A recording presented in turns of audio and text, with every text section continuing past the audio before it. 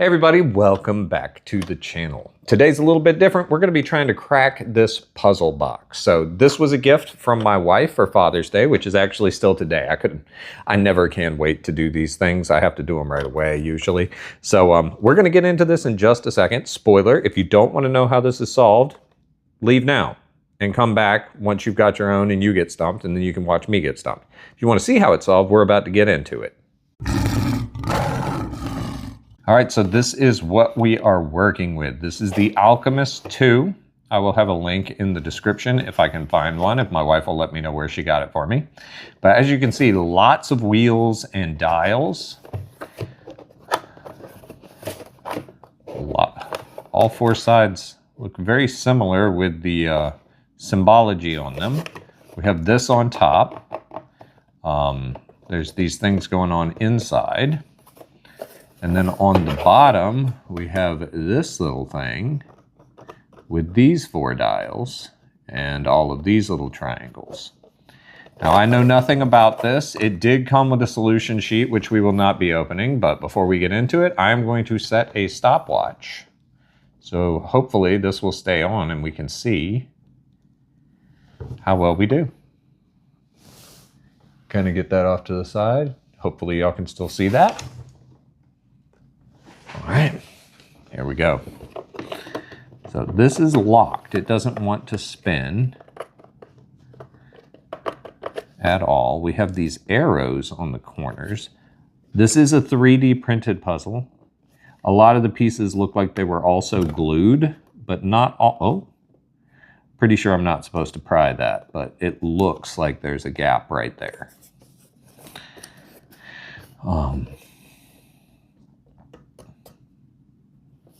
Okay, so there's arrows pointing from here toward each corner on this bottom piece. I'm just kind of feeling, seeing what turns, seeing what doesn't turn. I'm not a huge, I'm not very knowledgeable about alchemy, so this should be interesting. We have that. Okay, so on our four sides, this has that in the middle, this has that in the middle, this has that in the middle, and then this one is different. This one is different.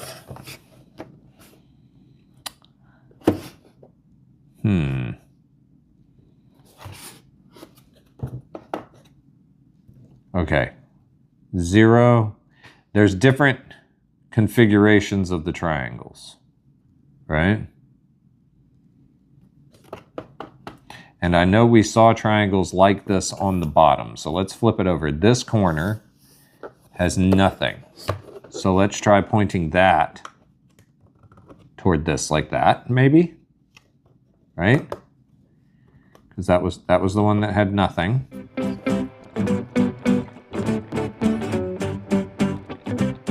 Oop, I got that one off kilter. All right, so this one would be the straight line down the center. We point all those at that. And this feels much less. Ooh, okay. Check that out. That is so cool. I love sequential discovery puzzles. So we have this piece. And it is just such a neat 3D printed thing. I love 3D printing. I do a bit of it myself. Ooh. Ooh, okay. So we have this little tool with these alchemy symbols on it, and I bet I know which knob that goes on, but we'll see in a minute. And then we have another symbol down at the bottom that looks like an off-angled triangle like this, and then one with the cross, and they're pointing in opposite directions. These, if you see down in here, you can kind of see what's going on. I don't know if y'all will be able to see this, but there's these notches in these. So once you get that aligned, the notches line up and that thing pulls out. So that's the mechanics of how that piece works. I love knowing the cool engineering behind these things. Okay, so that's that. This will probably help us later. But before we go any further there, let's see what we've got going. So this has a cross and this has a thing. sometimes the number of lines in something matters. So we're going to go 1, 2. How about that? Let's see if this still doesn't move. Okay. 1, 2. Either that or it's just spinning freely. It is. That thing is just spinning freely. Okay. There was another one like this, right?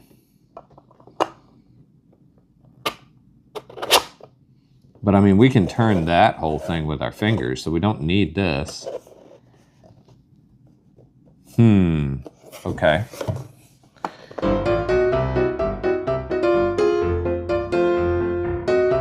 Because this is pointing toward that.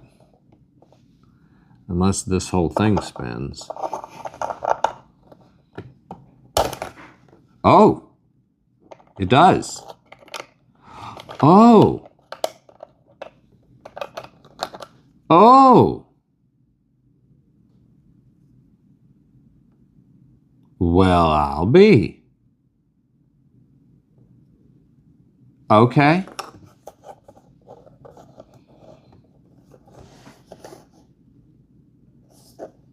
So we have this and this. And then down here we have this and this. Does that spin? No. So should we turn them like that? I don't think so. So what does that mean?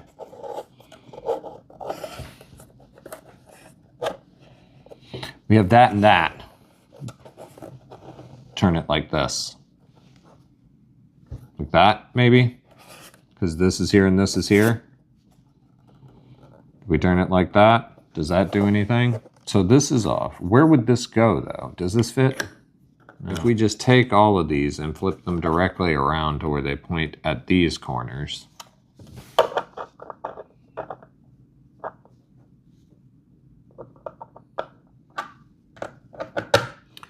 So there's a third symbol. There's the little circles. There's that, which is this. So if I put this in between these two, like that, would that be it? And then if I put this in between those two, so the cross and the straight up, I think we might be getting somewhere. The cross and the straight up, put that in between.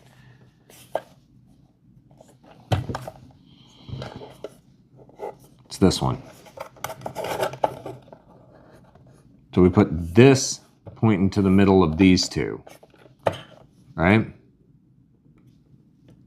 It's in between these two, right? And then we put this in between those two. Okay, so now we only need 2 more symbols. We only need 2 more. Then we just need 2 more. So we need one between the cross and the sidebar. We're looking for those symbols. So we need the symbol for this one. What am I missing? The symbol just in all of them. I don't know if y'all can see this. It's we're approaching the 30-minute mark. I'm pretty sure we're on the right track with this and the symbols we found, but I need to find 2 more symbols. So we still need this one and this one. Am I missing something? Let's try just what would connecting this and this look like? Oh, we don't have that, so we can't do that. Any of y'all know anything about alchemy? It is definitely that one, and we have this in between. Dude, it's all of those kind of panel pieces look the same. This looks like it's not supposed to do that. So we're not going to force that, because I don't know what that's supposed to do or when.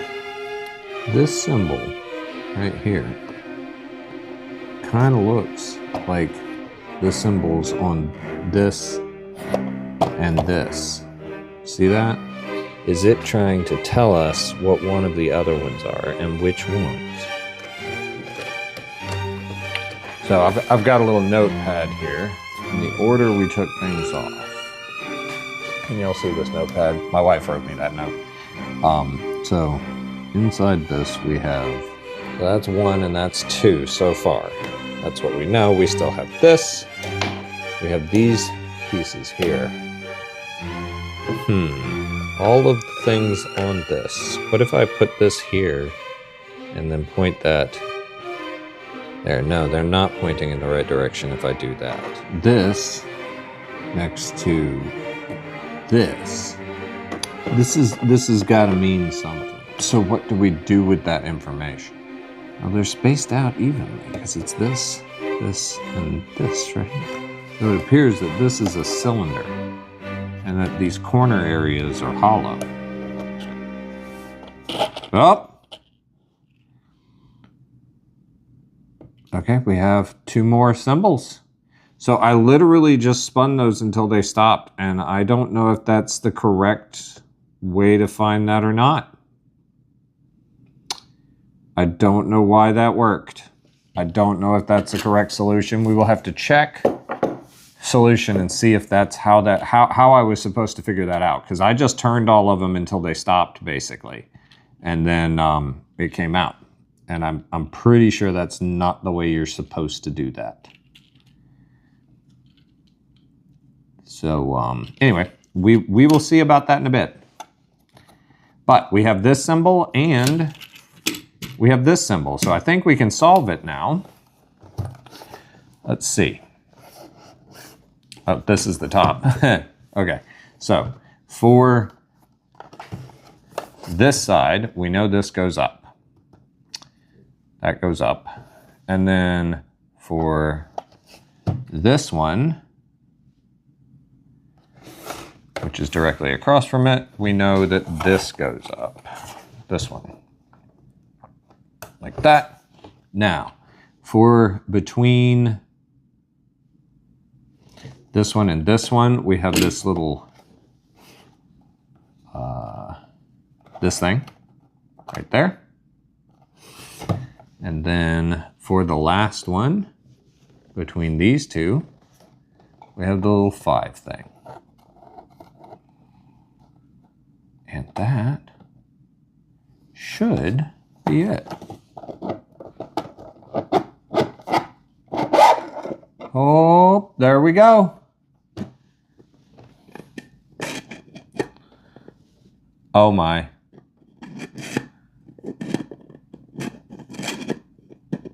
And now we have one of these.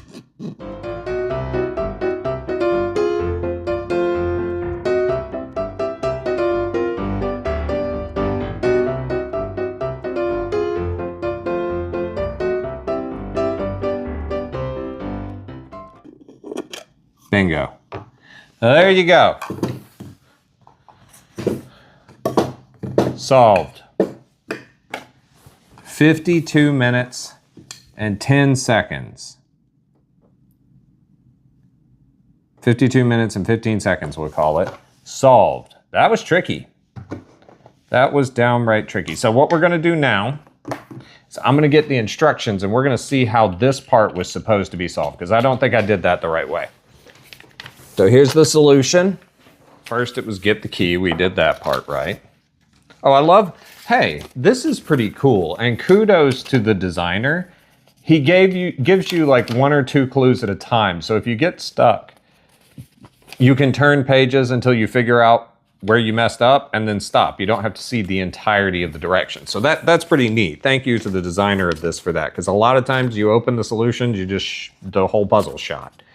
So here's what we messed up. This is the, on the top, using the philosopher's key, solve the puzzle on the cube. The top of the cube shows 6 symbols and has also has corresponding, or has 6 holes and also has corresponding symbols.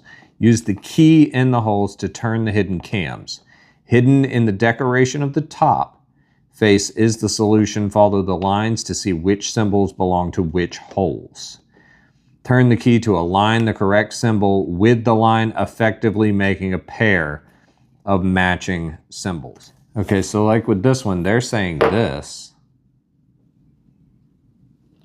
but the solution was, oh, so are they saying you take this and you just align it to that symbol like that?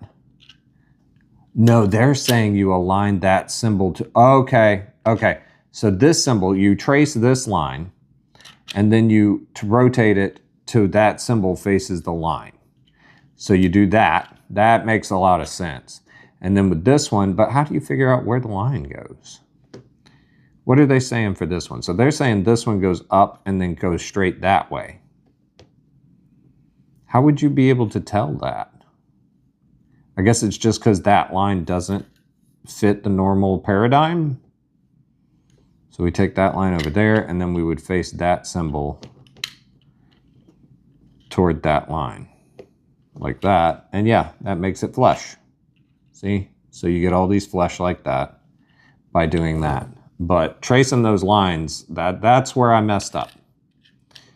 That's where I messed up. Luckily, putting it back together is going to be a lot easier, because I can just line these up and slide it in. All right, so that's the only thing we messed up, because the rest was gather the clue coins. So we have these clue coins, which are glued in place on this. I'm imagining maybe in an earlier iteration they came out, but it doesn't really matter because you can write them down on a piece of paper like I started to do.